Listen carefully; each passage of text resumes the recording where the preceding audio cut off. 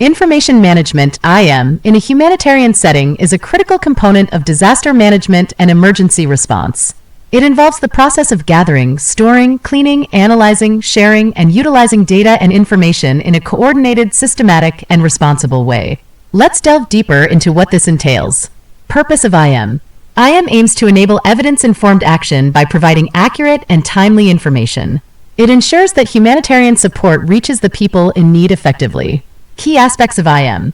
Data collection, gathering relevant data during emergencies. Data storage, safely storing collected data. Data cleaning, ensuring data quality and accuracy. Data analysis, extracting insights from the data. Data sharing, disseminating information to relevant stakeholders. Data use, applying data for decision-making. Ethical considerations. IM adheres to ethical principles, including informed consent, privacy protection, and data security. It respects the dignity of individuals while collecting and using data. Information and data management strategy. An IM strategy outlines how information systems relate to one another.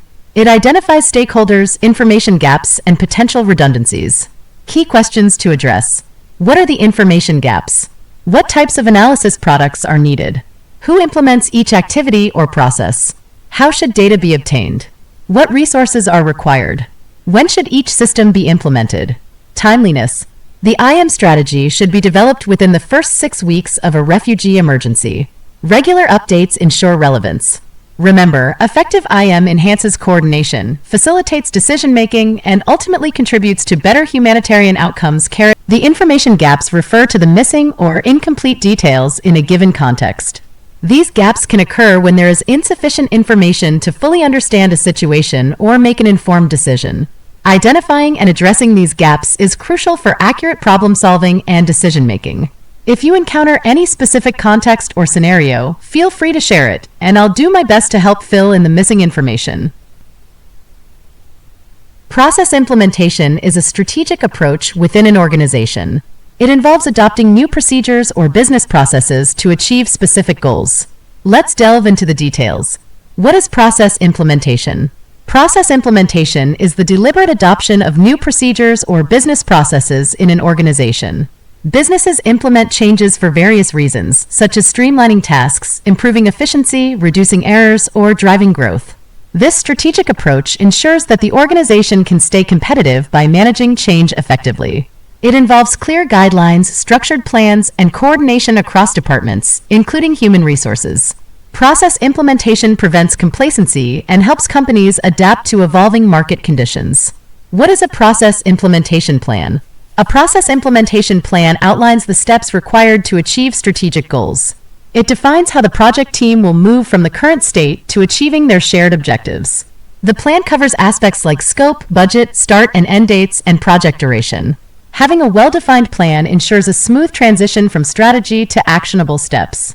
Project management software can facilitate this process, reducing waste and saving time. Data collection is a systematic process of gathering observations or measurements. Whether you're conducting research for business, governmental, or academic purposes, the process of data collection remains largely the same. Here are the steps to obtain data effectively. Define the aim of your research. Start by writing a problem statement. What practical or scientific issue do you want to address, and why does it matter? Formulate one or more research questions that precisely define what you want to find out. Depending on your research questions, you might need to collect either quantitative, expressed in numbers and analyzed statistically, or qualitative, expressed in words and analyzed through interpretations data. Quantitative data is suitable for testing hypotheses, precise measurements, or large-scale statistical insights. Qualitative data is useful for exploring ideas, understanding experiences, or gaining detailed insights into specific contexts. If you have multiple aims, consider a mixed methods approach that collects both types of data. Example: imagine you're researching employee perceptions of their direct managers in a large organization. Your first aim is to assess whether there are significant differences in perceptions of managers across different departments and office locations, quantitative. Your second aim is to gather meaningful feedback from employees to explore new ideas for manager improvement, qualitative.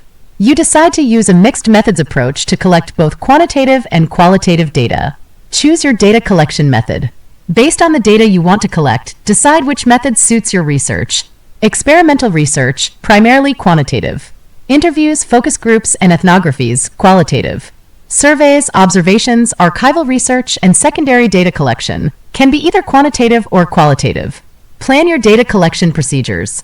Once you've chosen a method, plan how you'll collect, store, and process the data. Consider ethical considerations, participant consent, and data privacy. Collect the data. Implement your chosen method following the procedures you've outlined. Ensure data quality, accuracy, and relevance to your research goals. Remember that data collection is essential for informed decision-making and original insights. Whether you're measuring the height of Mount Everest or studying employee perceptions, thoughtful data collection is key. Information management involves organizing, storing, and retrieving data efficiently.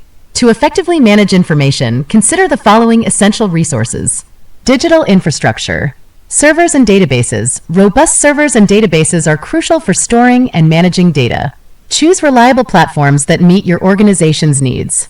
Cloud services. Cloud providers offer scalable storage solutions, data backups, and disaster recovery options. Network infrastructure. High-speed internet, routers, switches, and firewalls ensure seamless data transfer. Software tools. Database management systems. DBMS examples include MySQL, PostgreSQL, and MongoDB.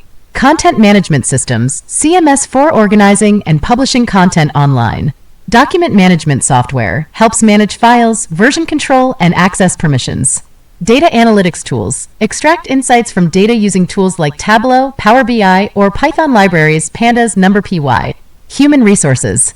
Information managers, skilled professionals who oversee data governance, security, and compliance. Data analysts and scientists, experts in extracting meaningful insights from data. IT support staff to maintain and troubleshoot technical issues. Policies and procedures. Data governance policies define how data is collected, stored, and accessed. Security protocols protect against unauthorized access and breaches. Backup and recovery plans ensure data continuity. Training and education. Regular training for staff on data handling, security, and software usage. Stay updated on industry trends and best practices. Remember that effective information management requires a holistic approach, combining technology, skilled personnel, and well-defined processes. Certainly, implementing information management systems involves strategic planning and timing. Let's explore when each system should be put in place. Digital infrastructure. When to implement. Early stages of project planning or organizational setup.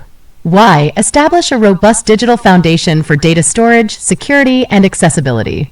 Software tools. When to implement. During project initiation or when specific needs arise. Why? These tools streamline data handling, analysis, and collaboration. Human resources. When to implement. Throughout the project lifecycle. Why? Skilled personnel are essential for managing data, ensuring compliance, and handling technical issues.